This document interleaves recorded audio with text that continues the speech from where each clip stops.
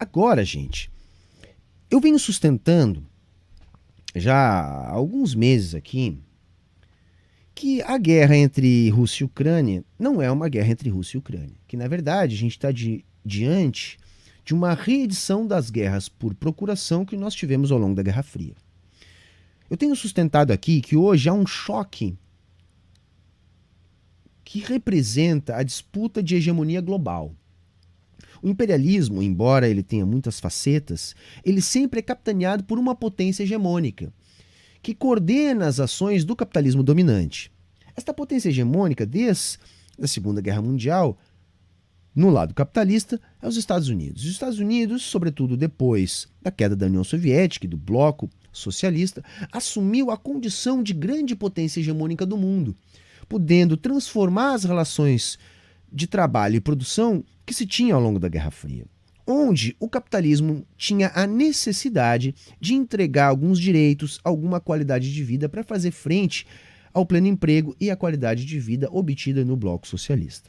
Quando cai o bloco socialista, portanto, não há mais esta necessidade, fazendo com que o capital pudesse avançar para áreas que até então ele ainda não havia mercantilizado.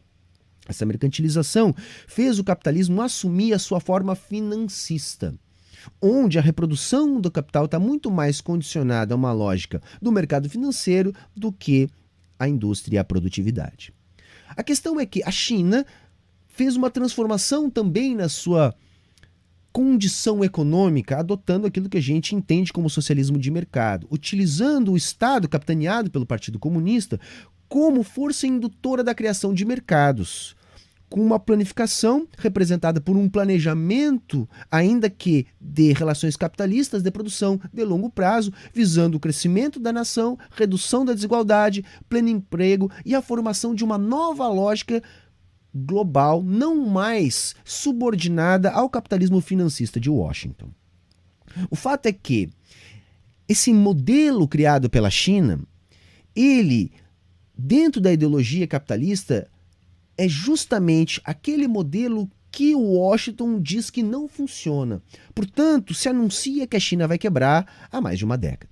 Entretanto, todo ano a China segue crescendo, segue construindo mercados, segue fazendo parcerias, e se as projeções para o futuro continuarem como estão, a China vai se tornar a primeira economia do mundo. Historicamente, quando um país se transforma na primeira economia do mundo, ele também se transforma na potência hegemônica cultural do mundo e, evidentemente, política do mundo. Então temos um impasse, onde os Estados Unidos sabe que se ele deixar de ser o país mais rico do mundo, tendencialmente ele vai perder a sua posição hegemônica e o seu protagonismo. E isso não é pouca coisa, porque tem a hegemonia do dólar, a gente não sabe como vai ficar, tem a própria questão desse capitalismo financista que precisa alimentar as bolhas financeiras a partir de expansão de mercados abertos via imperialismo no mundo inteiro. E a lógica que a China vem construindo se choca com essa realidade, obrigando os Estados Unidos a, de alguma maneira, desarticular isso que vem sendo articulado na China. Para tanto, os Estados Unidos vêm aumentando a pressão sobre a Europa, que funciona como uma espécie de protetorado.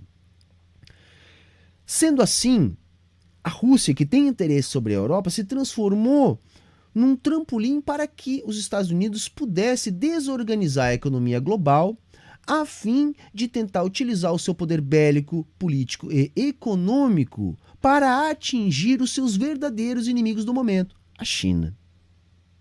Então é muita ingenuidade acreditar que a culpa da guerra da Ucrânia é exclusivamente da Rússia e do Putin e dos oligarcas russos.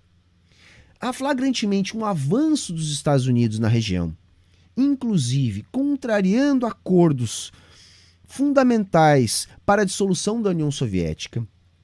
Há um ambiente de guerra na Ucrânia já há muitos anos, desde o golpe de Estado e da primavera que nós tivemos ali.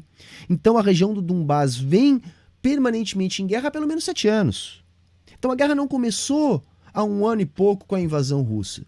Começou há mais de 7 anos com um ataque político às instituições e à institucionalidade, vamos dizer assim, democrático-burguesa ucraniana a fim de desarticular uma parceria estratégica política com Moscou, aproximando a Ucrânia do Ocidente, forçando uma situação de guerra na região.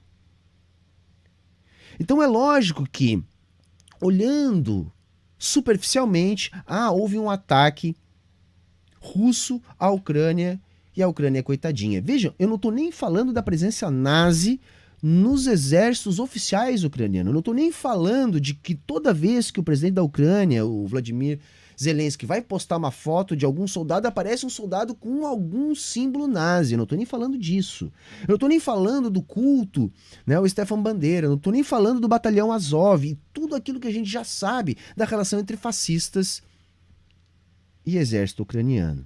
Eu não estou nem falando do fato do Ocidente simplesmente fazer de conta que isso não existe.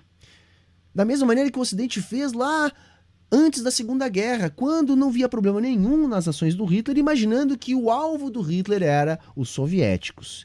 E aí fizeram a cara de Pikachu surpreso quando Hitler ataca a França. Então reparem, o fascismo não é um problema na Ucrânia.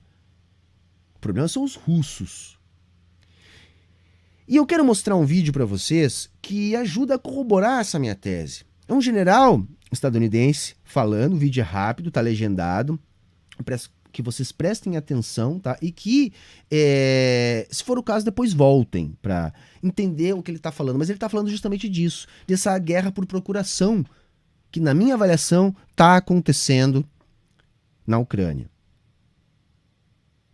Thank you, Senator. Senator, I believe if you can defeat a strategic adversary not using any U.S. troops, you're at the acme of professionalism, because letting the Ukrainians defeat that, it takes a strategic adversary off the table, and then we can focus where we should be focusing against our primary adversary, which is China at this time. The concern I've got is I don't think we need to put American troops there, and if we fail in this, we may have to fight another European war. It'll be the third time.